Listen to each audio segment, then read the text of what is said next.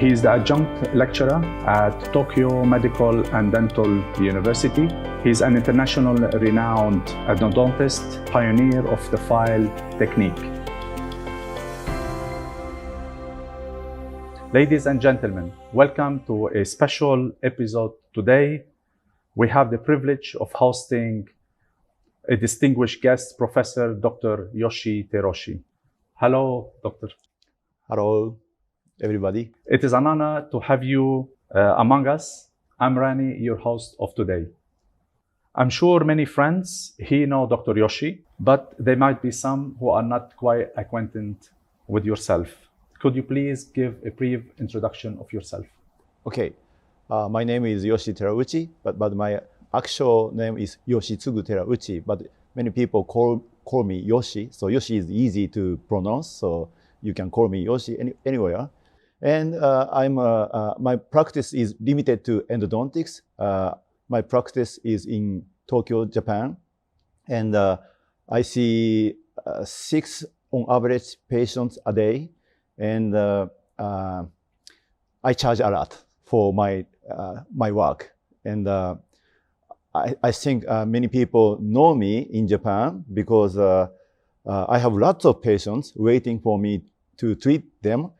And the next patient making an appointment with me has to come to my office next April. So there's a wait list just because I'm very expensive and my technique should be very, very good.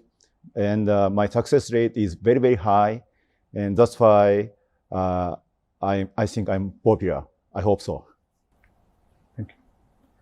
I'm sure over the years you had many challenges doing a root canal treatment. Can you share with us a case that it made a difference or changed your procedure for life? Okay. First of all, I received lots of referrals from dentists everywhere in Japan and even outside Japan. And I only received difficult cases. So the most challenging cases, if I call it, would be the case where I cannot see the broken instrument because it's beyond the curvature. Sometimes the broken instrument outside the root. So in that case, I have difficulties removing the broken instrument. With your wealth of exposure, what factors do you consider a successful endodontic treatment? Successful treatment? Yes. Okay, because you need a definition of the success. Because the definition of the success is to attainment of the specific goal. Yeah. So if I call the case success, the region, the apical region has to be completely gone, and also the tooth must be asymptomatic. So that's the goal I'm always looking at. Okay. A root canal treatment is not always 100% successful. Yeah. And as we know, there is always a case of failures. Could you please share with us some common errors that a dentist during the procedure might cause this failure? Yeah. It's a very, very good question. So if you ask me my success rate in the treatment is 99.4% for 7 years. And what is a 0.6%? My failure cases include vertical root fracture that I didn't identify because it was on the lingual side.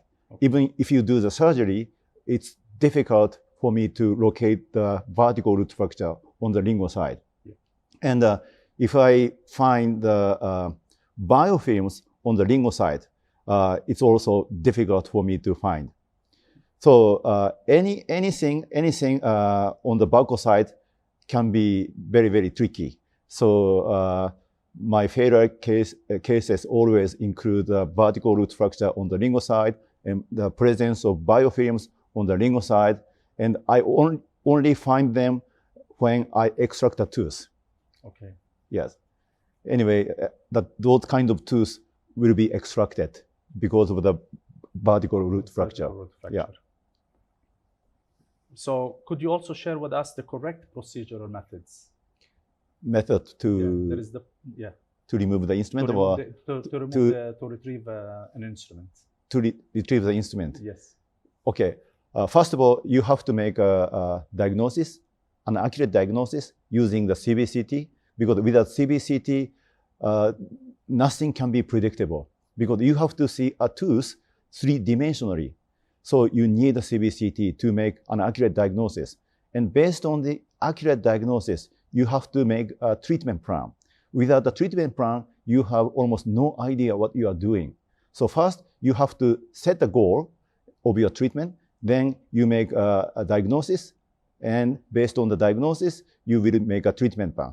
Then you will start preparation for broken file removal. The first step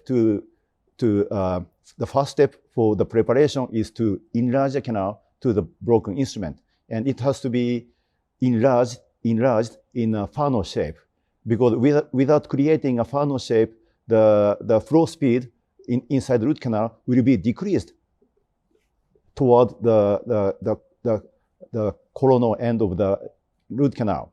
Then you need to create a space on the inner wall. So you have to identify the location of the inner wall with the CBCT before you touch the tooth. Then expand the space with ultrasonic tape to 180-degree semicircular space until you see the instrument dancing. If you see it dancing, that's the end of the preparation. Then you can make a removal attempt using ultrasonics or the loop when the broken instrument is longer than maybe 4.5 millimeters, or you can use a rotary file like the XP endo shaper or finisher if the broken instrument is leaning against the outer wall, because it's impossible to place a loop over the broken instrument if there's no space on the outer wall. And or maybe you can use simply the air that you can use to blow the broken instrument out. So this is how you can remove the instrument. Thank you.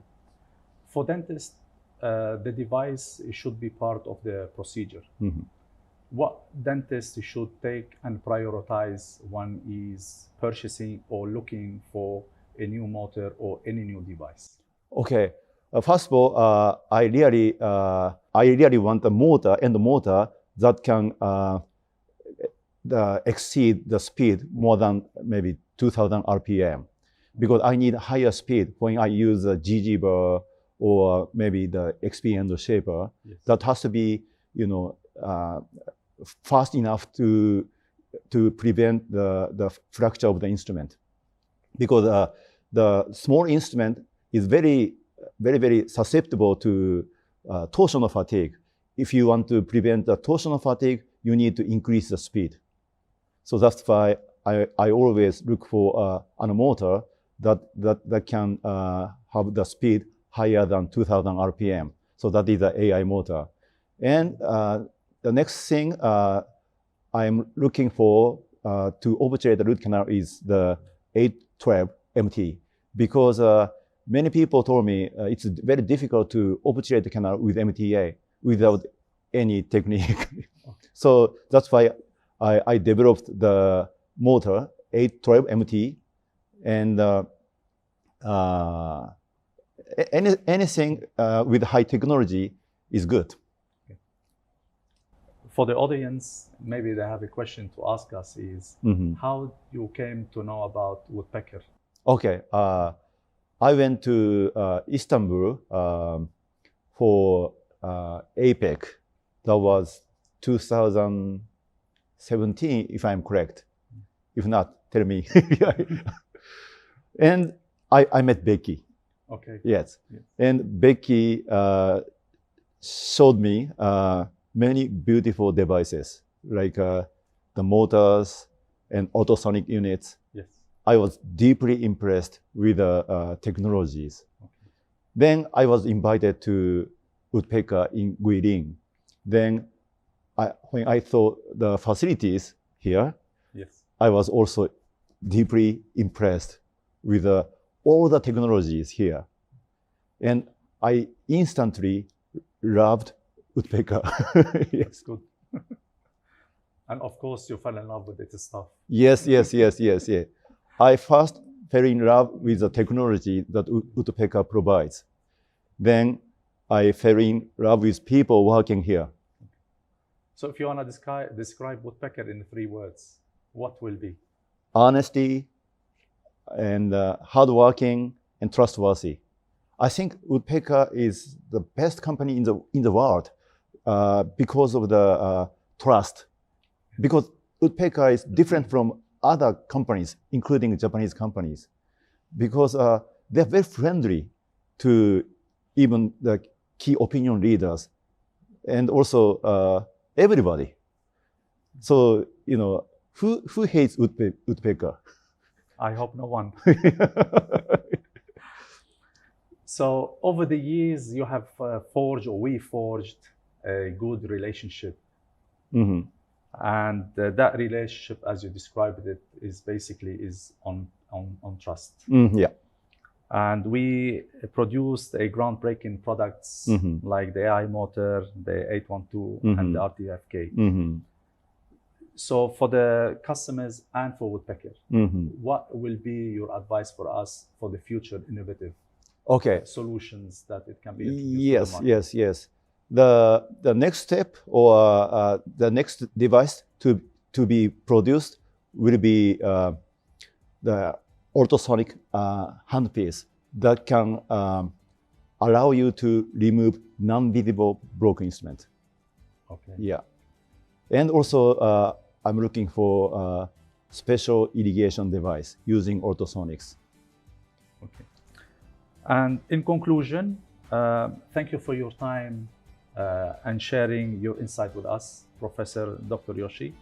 We may continue our journey together, forging a brighter future for the field of dentistry.